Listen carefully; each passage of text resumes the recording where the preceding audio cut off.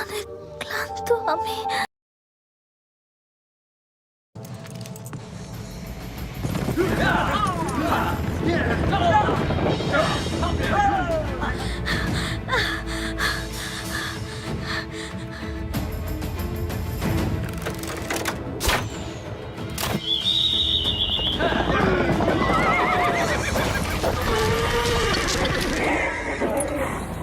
থামো, বাঁশি বেজে গেছে। খেলা এখানেই শেষ। তীর চালানো বন্ধ করো। দৌড়াতে হবে। আপু, আমি আর পারছি না। ক্লান্ত হলে চলবে না, দৌড়ো, পালাতে হবে।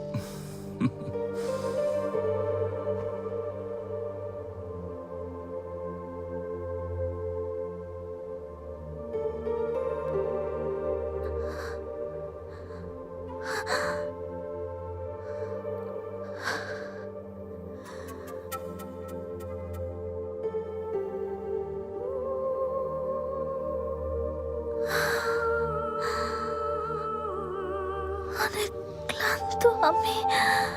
আপু,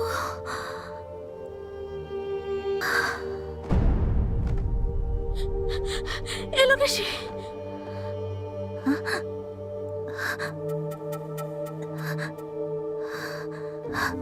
ধন্যবাদ।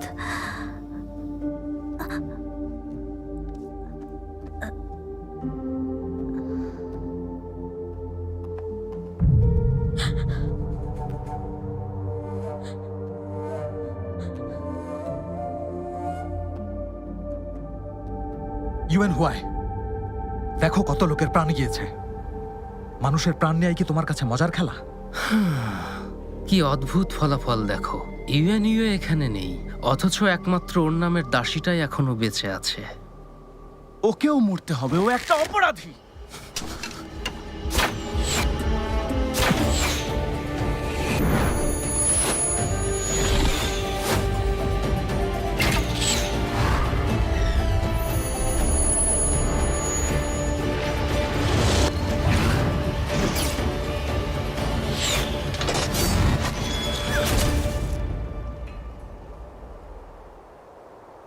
সত্যি ভাই হুয়াই, এই প্রথম লক্ষ্যভ্রষ্ট হতে দেখলাম।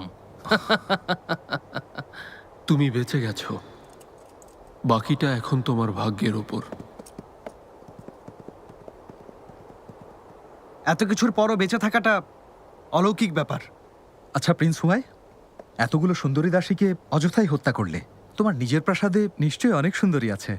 আমার কিন্তু তা মনে হয় না। ভাই হুয়াই আজ একটু অসতর্ক ছিল মনে হচ্ছে। তা না হলে এমন সুন্দরী মেয়েকে কেউ হাত ফসকে বেরিয়ে যেতে দেয়, তাও আবার ইউএনইউ এর হাতে। ঘটনা দেখে মনে হচ্ছে কেউ পশম আনতে গিয়ে কম্বল পেয়ে গেল। ঝাওশিফেং, তুমি এসব সস্তা রসিকতা বন্ধ করবে? কেন, তোমার কি রাগ হচ্ছে? যেহেতু মেয়েটা বেঁচে গেছে, তোমাদের উচিত কথা রাখা। মেয়েটাকে ক্ষমা করে দাও। ও একজন অপরাধী, ক্ষমার প্রশ্নই আসে না। যে প্রকাশ্যেই প্রতারণা করে সে নিজের প্রতিশ্রুতি ভঙ্গ করবে, এতে এত অবাক হওয়ার কি আছে? এটা তো নতুন কিছু না। ঠিক আছে, উই সাম্রাজ্যের রাজপুত্র হিসেবে আমি ওকে ক্ষমা করলাম। চলো। হ্যাঁ, এত জলদি চলে যাবে? হ্যাঁ হ্যাঁ, সবাই চলো।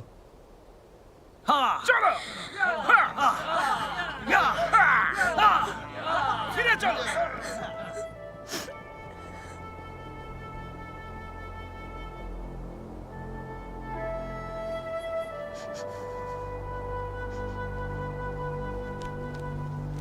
সবগুলো মরদেহ এক জায়গায় জমা করো। এখনই করছি।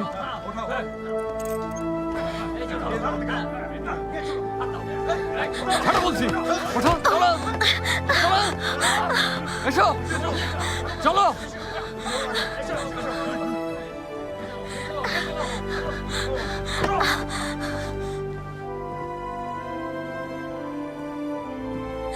ছবিটা আমাকে।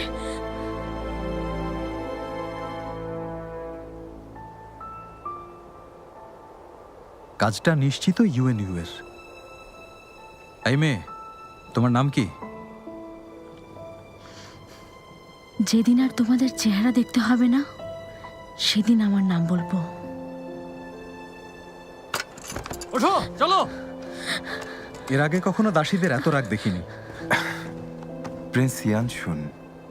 ওকে নিরাপদে পৌঁছে দাও, কোনো ঝামেলা করবে না। অবশ্যই। সামান্য দাসী প্রিন্স হওয়ার দিনটাই নষ্ট করলো। তোমাকে তো মরতেই হবে।